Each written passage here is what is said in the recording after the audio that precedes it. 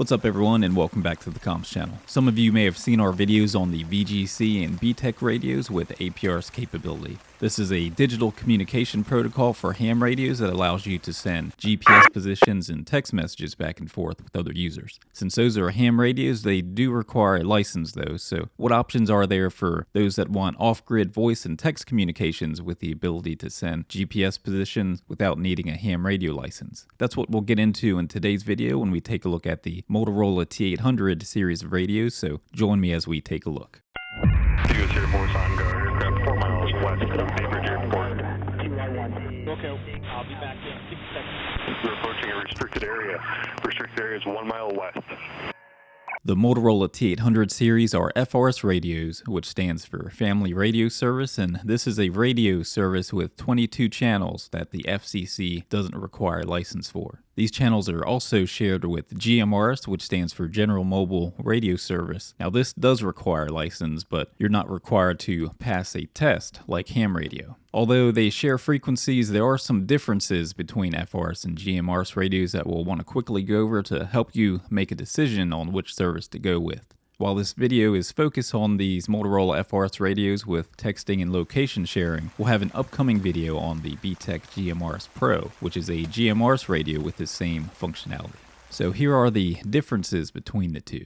FRS requires no license for use, and GMRS does require you to purchase a $35 license, but no test is needed like ham radio like mentioned earlier. And you just need the one license to cover your whole family living in the same household. You just pay the $35 and the FCC will assign you a call sign. FRS has a 2-watt power limit and GMRS has a 50-watt power limit. Now you're not going to find a 50-watt handheld GMRS radio, and it would be dangerous to transmit that much power next to your head. But there are mobile GMRS radios, and that's where you'll typically see the 50-watt units at. The handheld GMRS radios like the GMRS-PRO are generally going to be 5-watt radios. FRS radios have fixed antennas that cannot be removed, and GMRS radios do have the ability to have removable antennas, allowing you to upgrade your antennas for more range. FRS radios are generally going to be less expensive than GMRS radios. For example, these Motorola T800 series radios are currently about $115 for a 2-pack, making them about $57 each. For the BTECH GMRS-PRO, these are going to run you about $155 for a single radio, so quite a bit more and something you'll want to take into consideration if you're on a budget. Now these could be considered top-of-the-line FRS and GMRS radios since they do have the ability for texting and GPS, and you can of course find much cheaper FRS and GMRS radios without these added capabilities. FRS radios are generally going to be less complex and easier to use, so they'll be a better option to hand out to those who are less tech savvy and want something that they can just pick up and use easily. These Motorola's, for example, just display the current channel and other basic info, and changing the channel and privacy code is easy. And we'll get into privacy codes here in a minute. Now the GMRS-PRO on the other hand has a lot more bells and whistles and can be a bit harder to use in comparison.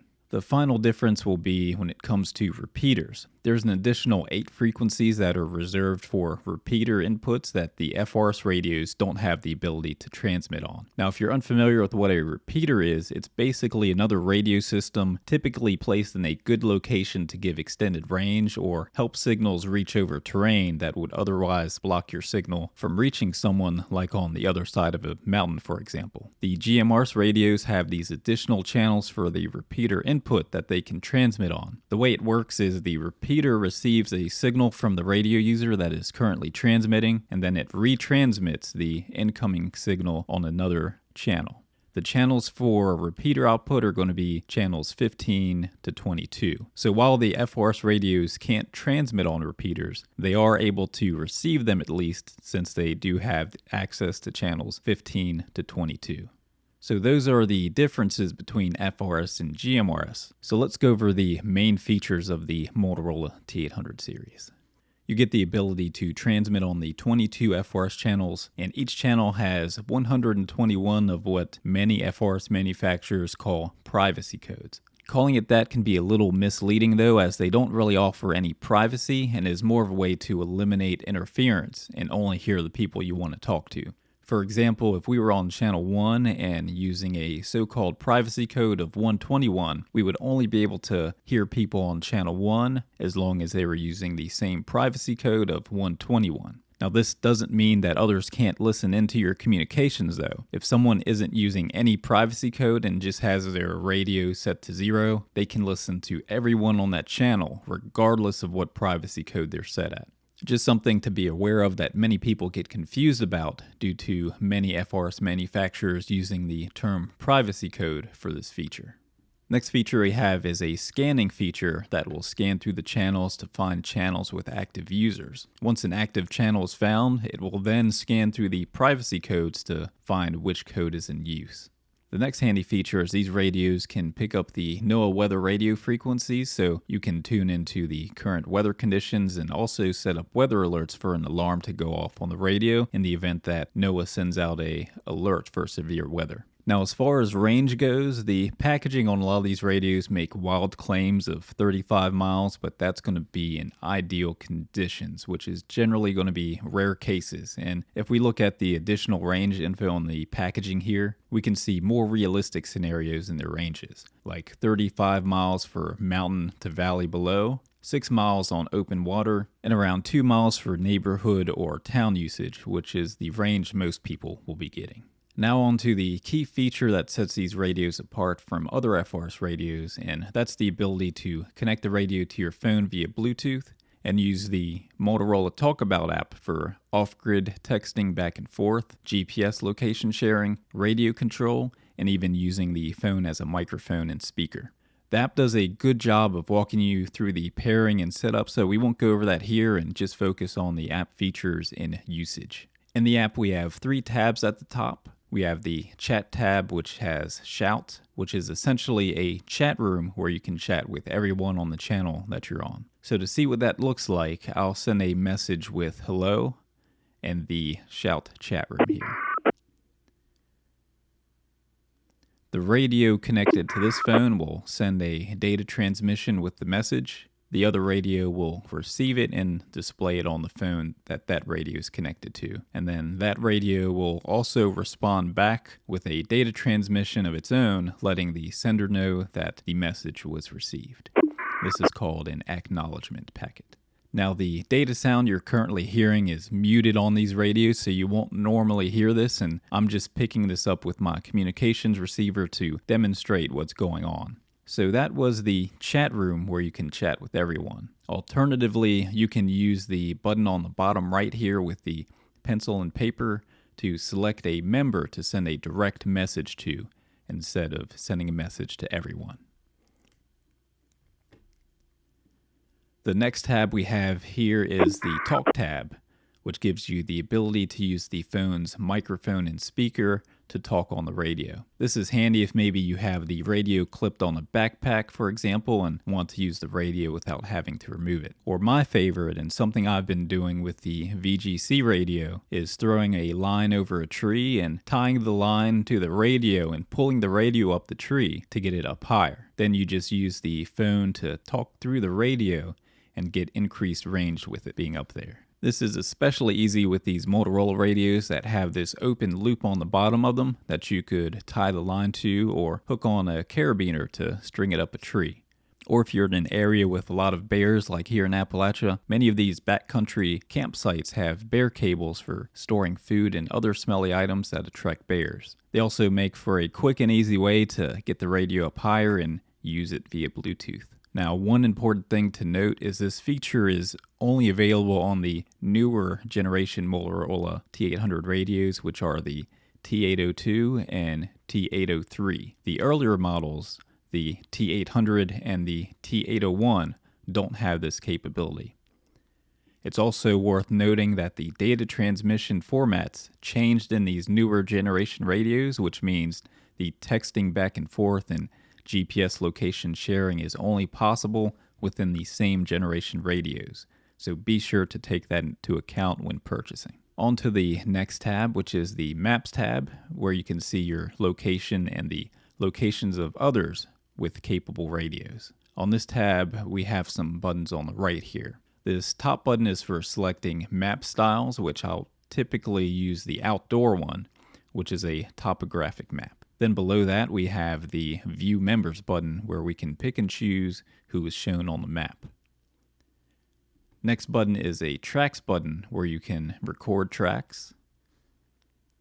Then below that, we have the Location Pin button, which allows you to mark a location on the map.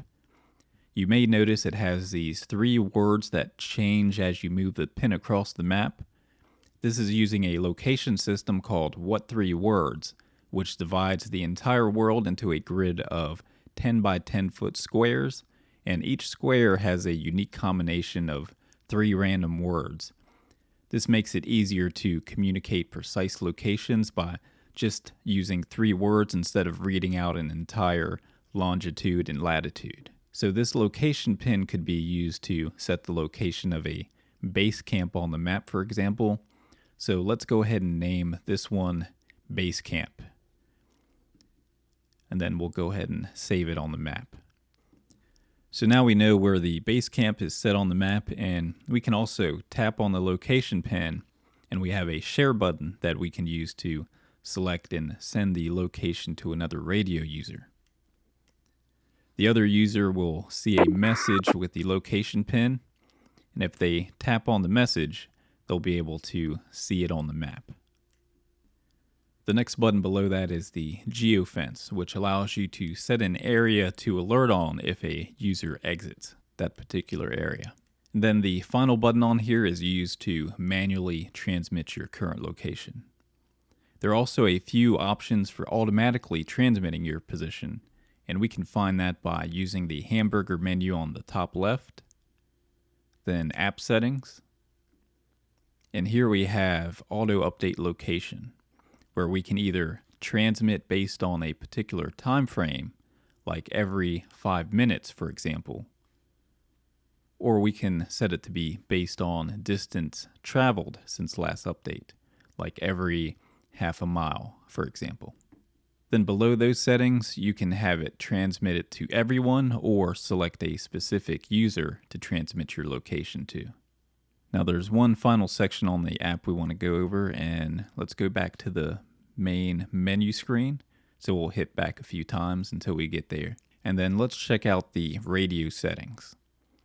This two-way tab is where you can control the radio from the app and do things like set the channel, the subcode, which is the privacy codes we talked about earlier, and just about all of the other features of the radio can be controlled from the app, including setting the NOAA weather channel to monitor and turning on weather alerts. And the final thing on this section is the emergency tab that we have here. If we go to that, we can create an emergency message up to 73 characters with info that could be helpful to transmit it during an emergency, like a name, emergency contact, and medical info. And if we look on the side of the radio here, we have this orange emergency button that can be held down for 3 seconds to go into an emergency mode that will sound a siren on the radio itself, and on other radios within range for 8 seconds.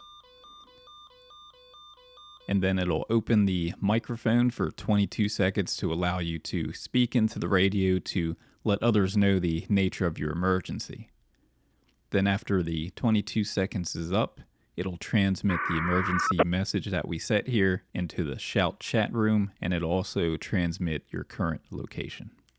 And that just about covers everything on the Motorola T800 series FRS radios with texting and GPS location sharing. These are great radios for those of you who want a simple radio with texting and GPS location sharing on a budget without having to pay for a GMRS license or take a test for a ham radio license. If you'd like to pick one up, I'll include an affiliate link in the video description below. Now, I hope you found this video useful, and if you did, please be sure to give this video a thumbs up and subscribe if you haven't already so you won't miss out on any future content, including a video on the BTECH GMRS-PRO, which is a GMRS radio with this capability. There's also something interesting we discovered about this radio, so be sure to stay tuned for that, but that'll do it for now. Thank you all and have a good one.